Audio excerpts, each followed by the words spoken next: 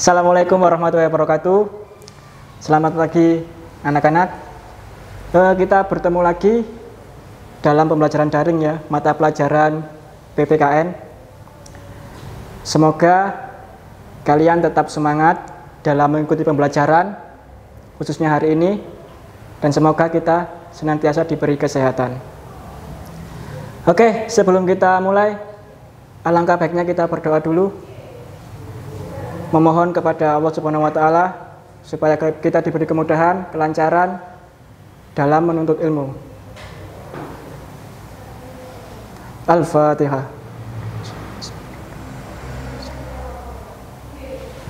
Amin ya rabbal alamin.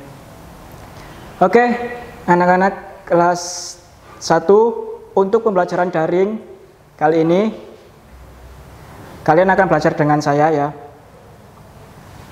Semuanya, baik yang diajar oleh Ustadz Yaya dan oleh saya sendiri untuk pembelajaran daring akan belajar dengan saya.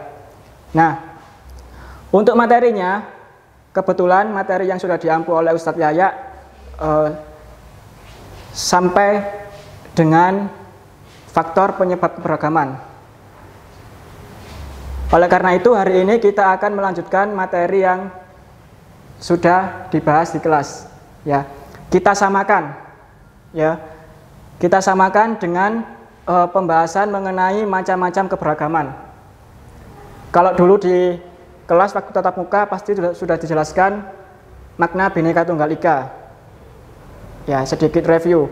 Bhinneka Tunggal Ika itu bermakna berbeda-beda tetapi tetap satu jua.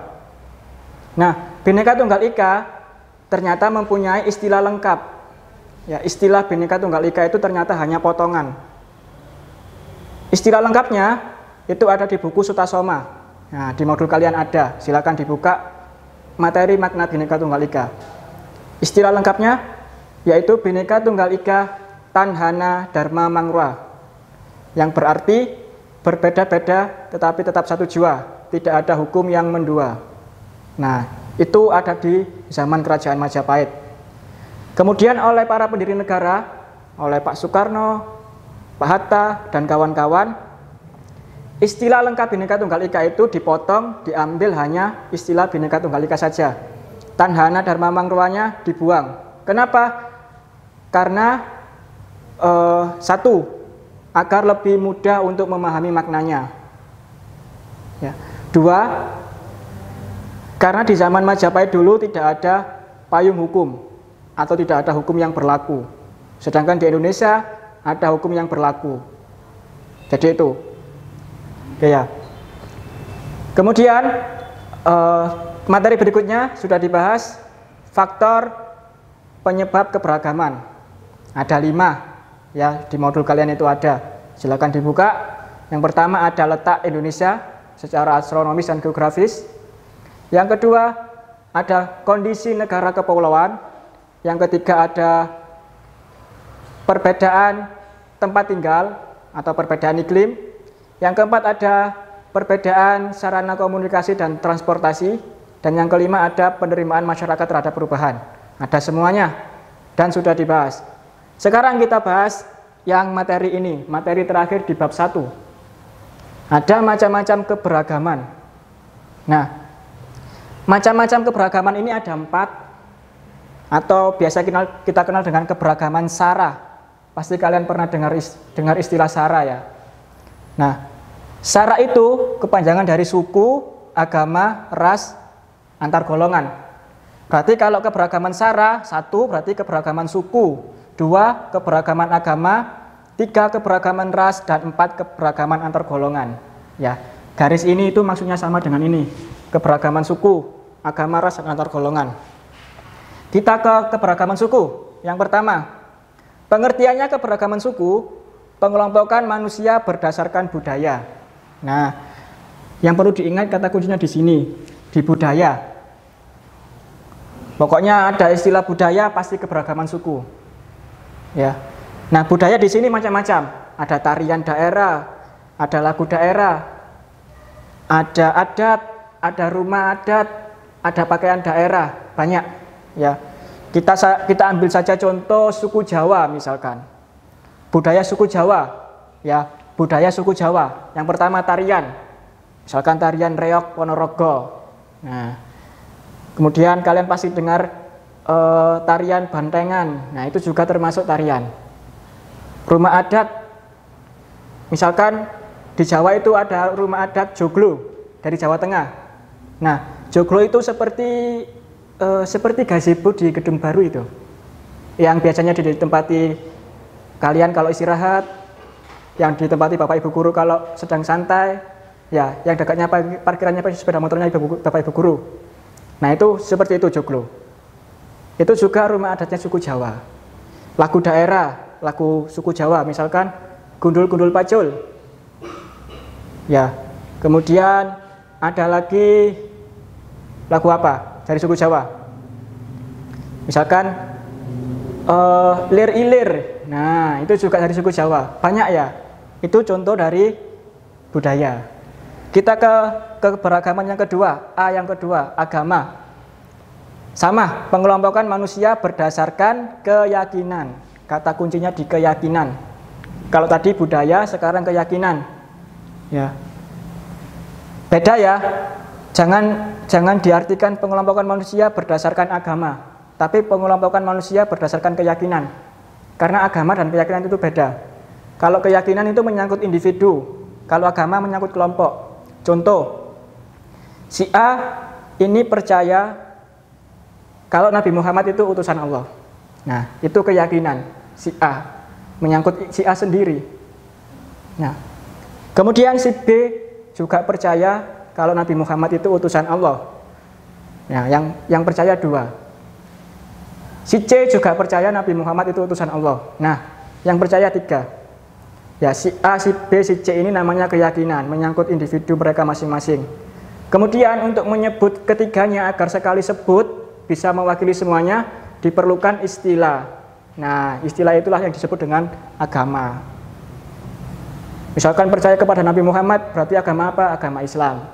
Berarti tiga-tiganya tadi sudah termasuk Islam, mewakili semuanya. Jadi itu. Kemudian yang ketiga ada keberagaman ras. Ya. Kalau tadi berdasarkan keyakinan, ini pengelompokan manusia berdasarkan ciri-ciri fisik. Misalkan matanya sipit, kemudian rambutnya keriting, rambutnya lurus hitam, hidungnya mancung. Misalkan lagi hidungnya besar. Nah, itu namanya ciri-ciri fisik. Ya, ada yang cantik misalkan. Ada yang lumayan cantik. Ada yang ganteng kayak saya ini, ya. Oke. Macam-macam ras, lanjut ya. Ini lanjut ke sini. Macam-macam ras. Macam-macam keberagaman ras. Ada 4. Ada ras Malayan Mongoloid yang pertama, ya, ras Malayan Mongoloid ini tersebar di Indonesia bagian barat, ya, IBB itu Indonesia bagian barat, dan Indonesia bagian tengah, IBTA itu bagian tengah, ya, tersebar di Indonesia bagian barat dan Indonesia bagian tengah, Sumatera, Jawa, Kalimantan, Sulawesi, Bali, NTB. Nah, berarti kalian jawab di rumah. Berarti kita ini termasuk ras apa? Ras yang mana? Ras yang Malayan Mongoloid, karena kita di Pulau Jawa, termasuk Indonesia bagian barat. Ciri-cirinya ya seperti yang kalian lihat ini. Dari hidung, ras Malayan itu cenderung hidungnya kecil, nggak terlalu besar. Kalaupun mancung, itu nggak terlalu besar, tapi langsung mancung gini. Nah, kemudian dari mata, ya, itu ada hitam, kemudian ada kecoklatan di tengahnya. Nah, rambutnya biasanya cenderung lurus, hitam lurus. Itu ras Malayan Mongoloid. Ras yang kedua ada ras Melanesoid. Ini tersebar di Indonesia bagian tengah, ya, IBTA, Indonesia bagian tengah, dan Indonesia bagian timur. Kalimantan, Sulawesi, NTT, Papua, ya, pokoknya yang bagian timur. Nah, cirinya ya seperti orang-orang timur yang pernah kalian lihat, orang Papua misalkan. Cenderung warna kulit cenderung hitam, kebanyakan hitam. Hidung kebanyakan orang timur itu cenderung besar. ya besar gini, kayak megar gitu. Kemudian badan cenderung tinggi besar, rambutnya kebanyakan keriting dan agak sedikit pirang gitu. Itu cirinya orang bagian timur sana. Yang ketiga ada ras Asiatic Mongoloid. Nah ini keturunan Asia yang ada di Indonesia. Keturunan Asia yang ada di Indonesia. Semuanya pokok Asia, Jepang, Korea, India, ya, semuanya. Cirinya gimana? Ya seperti orang-orang Korea yang pernah kalian lihat, pasti bisa ya menjelaskan cirinya. Terutama yang K-popers itu pasti tahu cirinya. Yang keempat ada ras Kaukasoid. Ini keturunan Barat, ya keturunan Eropa, keturunan Amerika. Pokoknya barat-barat. Ya, cirinya biasanya rambutnya itu pirang, hidungnya muancung, kulitnya putih. Itu orang-orang barat. Oke. Terakhir kita ke keberagaman antar golongan.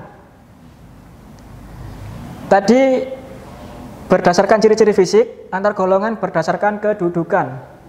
Jadi kedudukan. Misalkan ada orang yang dianggap paling atas itu orang kaya, orang yang dianggap kedudukannya paling bawah itu orang miskin. Nah itu definisi keberagaman antar golongan. Ya, macam keberagaman antar golongan ada dua, yang bersifat vertikal, ya keberagaman antar golongan yang bersifat vertikal dan yang bersifat horizontal. Yang bersifat vertikal itu menunjukkan adanya tingkatan, kayak tangga gitu, ada tingkatan, ada yang paling bawah, ada yang paling atas. Kalau horizontal itu nggak ada tingkatan, sejajar. Kayak lantai ini sejajar, nggak ada yang paling tinggi, nggak ada yang paling bawah. Contoh keberagaman yang bersifat vertikal, misalkan saya tulis di sini ya. Misalkan orang yang dianggap kedudukannya paling atas itu orang kaya, misalkan di sini kaya. Nah, di sini miskin. Nah, ini contoh keberagaman yang bersifat vertikal. Dari sini sampai sini itu ada lagi, misalkan di sini lumayan kaya, sini hampir kaya, di sini ini diganti aja, sini miskin, sini fakir.